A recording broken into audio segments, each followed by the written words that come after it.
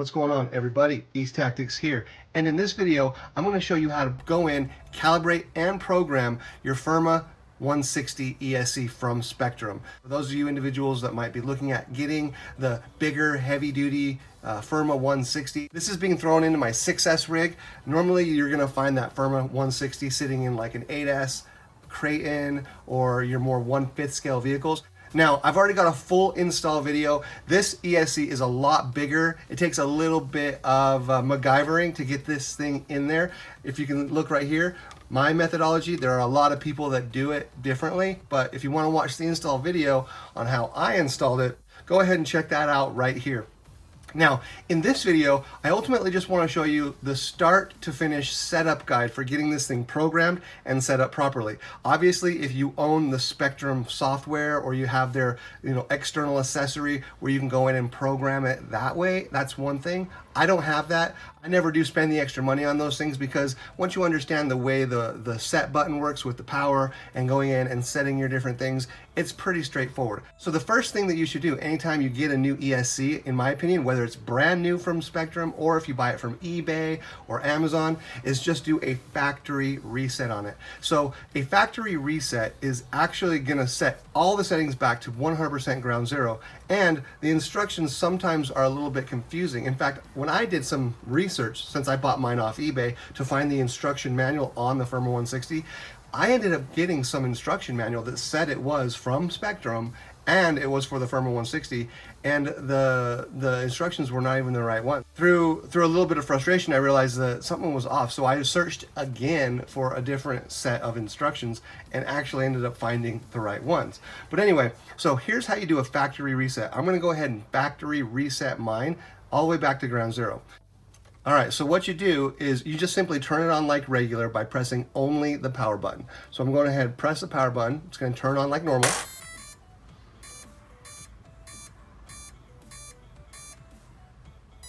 Right there, that is the normal process that you're going to go through every single time you turn on your vehicle to get going, right?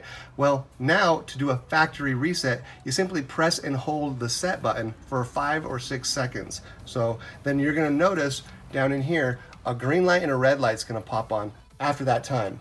Here we go. 3, 4, 5. Boom. Okay. Now after it factory resets, go ahead and power it completely down. And now it's officially been factory reset. So go ahead and turn it back on.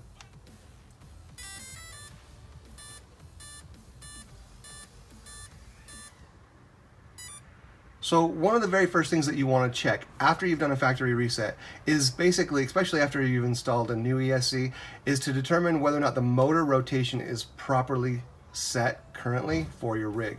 So and this really, it does change depending on what motor you have, what brand motor you have, and whatever relationship it may or may not have with this Spektrum, so every motor is different. Some of them will hook right up to the ESC and be set up correctly. So if you look here in the instruction manual, it shows you that by default the motor rotation is clockwise. So let's go ahead and check it.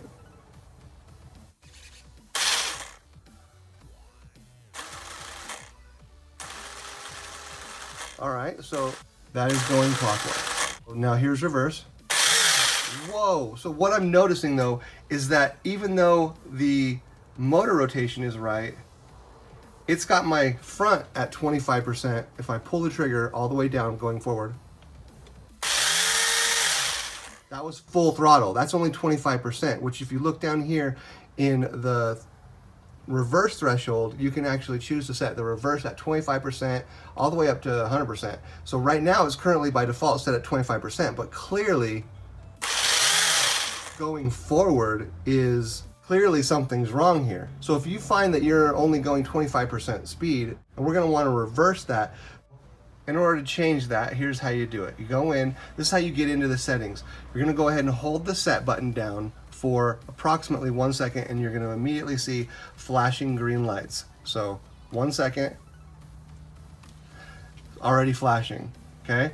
So right now it's waiting for you to basically press the set button one more time so that it can start going through the rotation. 1, flash for setting 1, 2 flashes for setting 2, etc. through these settings that you see on the image here. So I'm going to go ahead and press the set button once. Now we're in setting 1. There we go. See that flash?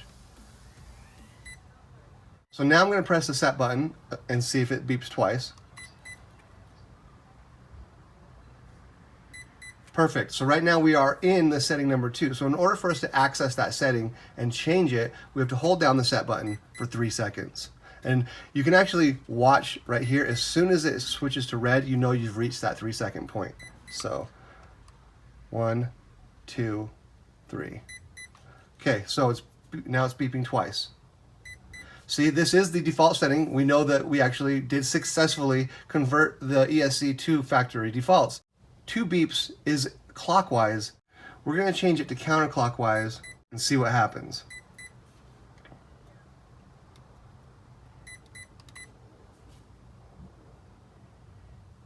Okay, now it's beeping once. The motor rotation is set to counterclockwise, which may not end up actually being what we want. 25%, 100% ratio the right way, but yeah, it's going backwards. Something's going to be amiss, right? But let's just see what happens. So in order to save this setting in, now we've got to hold down the set button for 3 seconds. And you're going to see it flash green. 1, 2, 3. Okay, you can let go. It's officially saved. But in order to actually complete this change in the programming, you've got to power the ESC down. And you have to do this actually every single time you change one of the settings. So we're going to go ahead and power it down. And then we're going to power it back up.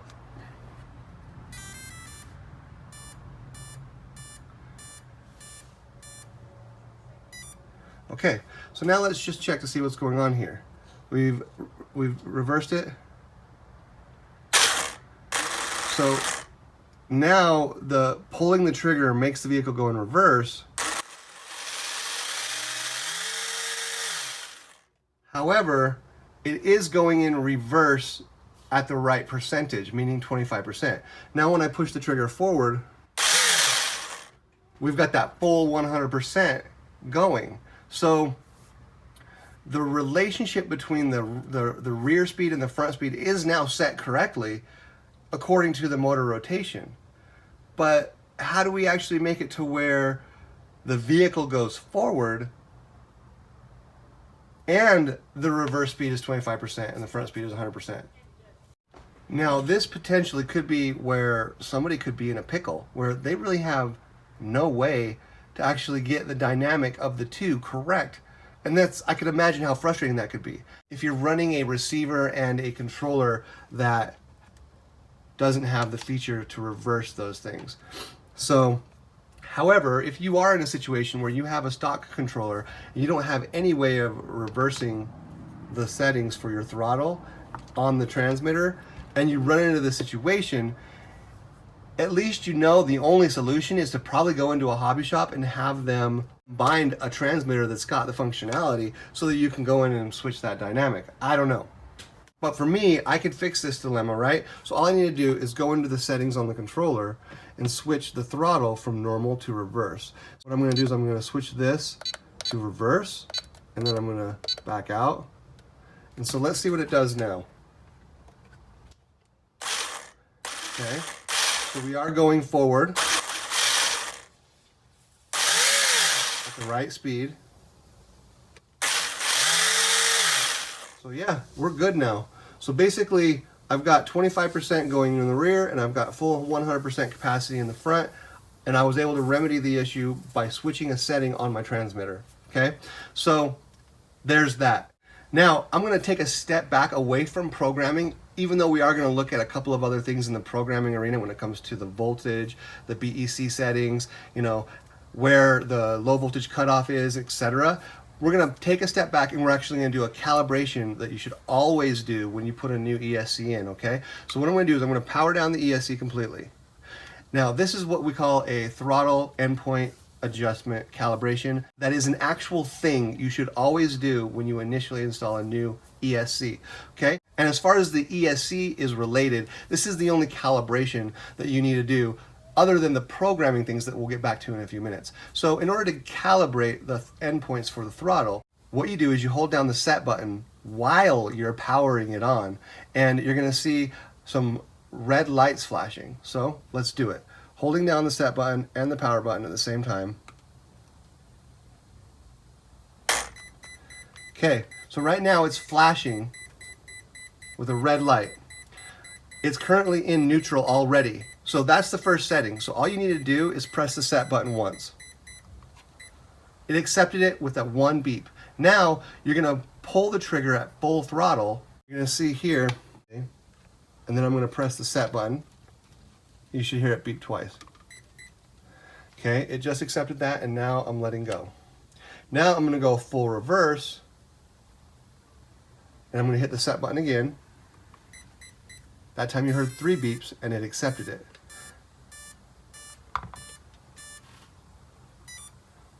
All right, so that final beep process was basically it saying that it accepted the throttle endpoint calibration, and you have now properly set the calibration on your new ESC.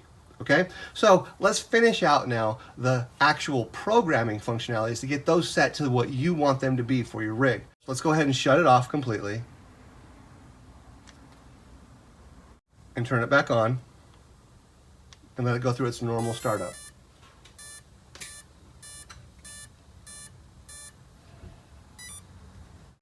All right, so let's bring that image back on the screen here. And we already know that as far as programming goes, setting number 1 is correct, because if it wasn't already factory defaulted to setting 2, then we wouldn't even have reverse at all. So we know that it factory defaulted to have forward and reverse. Now we know for setting 2 on the motor, we actually had to do a little bit of changing there in accordance to our transmitter to get things to work out, but that's already been taken care of now as well. Now when it comes to the low voltage cutoff, now, I myself would actually recommend just sticking with the manufacturer specs, because I believe it's probably around 3.5 volts per cell, which is a good range. If you find that your batteries, after you're done and you hit LVC and you come back to your garage or wherever and you plug your batteries in, or you use one of these things right here, which I highly recommend to use out in the field, just to kind of double check your batteries to see what their voltage ratings are per cell. If you find that you're at like 3.7 or 3.65 or something like that, you could probably change that down to the medium and then test again. But I would say when you do check right after an LVC, you don't want to be anything lower than 3.5. I'm going to keep mine at the default factory settings. All right, so moving on to the next setting in here is the BEC voltage. By default, the BEC is set to 6.4. Well, most of us actually want to run 8.4 volts, especially if you want to maximize your servo. Watch this video right here if you want to get the full details about how to maximize your steering. But yes, I'm upping mine to 8.4 volts straight away. So I'm going to go ahead and hold down the set button for 1 second. Then I'm going to end up pressing the set button again, and it should beep once, showing me I'm in setting 1.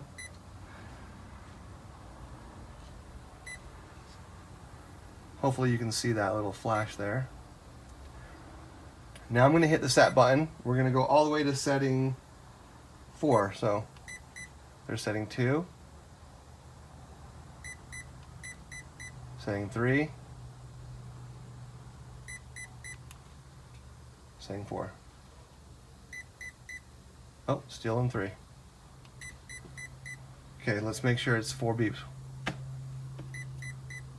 Okay, there's 4. So I know I'm in the BEC, and I'm going to hold down the set button now to get into this setting for 3 seconds. 1, 2, 3. Okay, so that one flash indicates to me, as it shows here, that it is at 6.0 volts. I want to up that, so we're going to hit the set button. Now it's beeping twice. Okay, perfect. Now in order to save this setting, we've got to hold down the set button for 3 seconds. 2, 3. Okay. In order for it to completely save though, we got to turn everything off. All right, so now my servo actually getting the juice that I want it to get, which is amazing. All right, the next setting in the list, we have our max reverse, which is set to stock at 25%. I'm going to keep mine there, but to get there, you understand the same concept applies as the way we went in to adjust the BEC voltage. As far as the punch goes, I'm going to go ahead and adjust my punch Oh man, I don't know.